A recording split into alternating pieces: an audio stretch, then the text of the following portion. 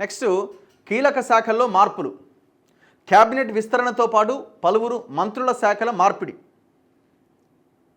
ఇప్పుడు ఉన్న శాఖలు ఎవరైతే 12 మంది మంత్రులు ముఖ్యమంత్రితో సహా ఉన్నారో, ముఖ్యమంత్రి కాకుండా 11 మంది, ఆ 11 మంది నిర్వర్తిస్తున్న శాఖల్లో మార్పులు చేర్పులు జరిగే అవకాశం ఉందట.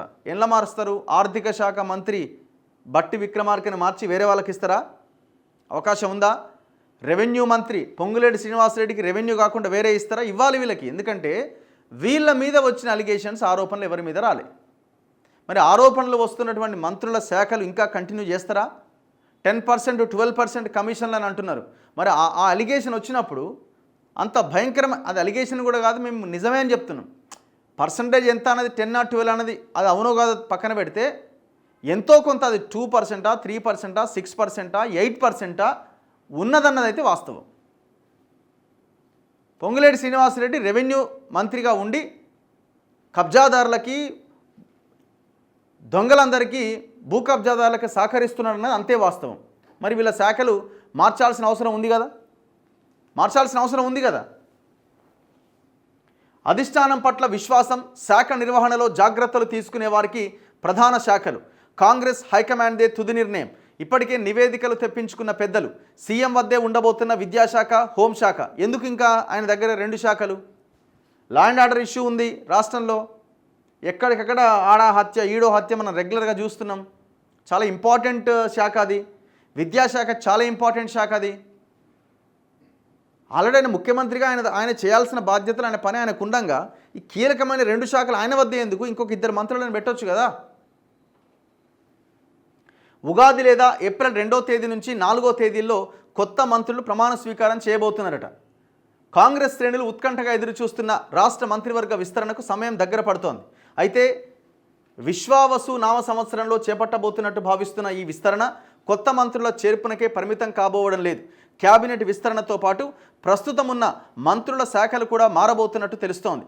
ప్రత్యేకించి ప్రభుత్వంలోని అత్యంత కీలకమైన శాఖల్లో ఈ మార్పులు చోటు చేసుకోబోతున్నట్లు కాంగ్రెస్ వర్గాల్లో ప్రచారం జరుగుతోంది.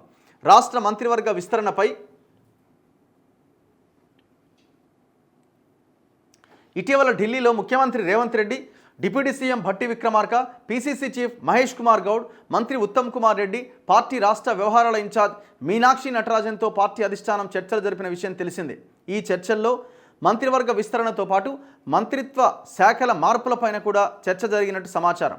ఆయా శాఖలకు సంబంధించి మంత్రుల పనితీరుపైన వివిధ మార్గాల్లో అధిష్టానం ఇప్పటికే నివేదిక తెప్పించుకుంది. దీనికి తోడు శాఖల నిర్వహణలో పార్టీ ఎమ్మెల్యేలు, నేతలతో పాటు వివిధ వర్గాల వారు కూడా అధిష్టానానికి ఫిర్యాదులు ఇచ్చినట్టు సమాచారం. వీటన్నింటినీ పరిగణలోకి తీసుకున్న అధిష్టానం పలువురు మంత్రుల శాఖల మార్పులపైన చర్చించినట్టుగా చెబుతున్నారు. కొత్తగా తీసుకునే మంత్రులకు ఏ శాఖలు కేటాయించాలి అన్న చర్చలో భాగంగా ఈ అంశంపైన కూడా చర్చించారు. ముఖ్యంగా ప్రభుత్వంలో అత్యంత ప్రధాన శాఖలుగా పరిగణించే శాఖలను ఆయా మంత్రుల నుంచి ఇతరులకు బదిలీ చేసే అవకాశం ఉన్నట్టుగా చెబుతున్నారు. అధిష్టానం పట్ల విశ్వాసం, శాఖల నిర్వహణలో అత్యంత జాగ్రత్త తీసుకునే వారికి ఆ శాఖలు కేటాయించే అవకాశం ఉందట. మరి ఇంతకు ఎవరాళ్ళు? ప్రధాన శాఖలు అంటే రెవెన్యూ, ఫైనాన్సు, ఎడ్యుకేషన్, హోమ్ అంటే అది ముఖ్యమంత్రి దగ్గరే ఉంది. ఇవి కాకుండా ఇక ప్రధాన శాఖలు ఏముంది? ఇవి చాలా సివిల్ సప్లై. అధిష్టానం కోర్టులో నిర్ణయం. విస్తరణలో భాగంగా ఎవరెవరికి మంత్రివర్గంలో చోటు కల్పించాలి, వారికి ఏ శాఖలు కేటాయించాలి అన్నది ప్రస్తుతం కాంగ్రెస్ అధిష్టానం కోర్టులో ఉన్నది. ఇటీవల ఢిల్లీలో జరిగిన సమావేశంలో దీనిపైన రేవంత్ రెడ్డి, భట్టి విక్రమార్క, మహేష్ గౌడ్, ఉత్తమ్ కుమార్ రెడ్డి, మీనాక్షి నటరాజన్ల అభిప్రాయాలు అధిష్టానం తీసుకుంది. ఇక నిర్ణయం తీసుకోవడమే మిగిలి ఉన్నది. అయితే చర్చల్లో భాగంగా ఆయా ఎమ్మెల్యేలను మంత్రివర్గంలోకి తీసుకోవాల్సిన ఆవశ్యకత, తీసుకుంటే జరిగే పరిణామాలు, అసంతృప్తులకు ఇవ్వాల్సిన వాగ్దానాలు వంటి వాటిపైన చర్చించారట.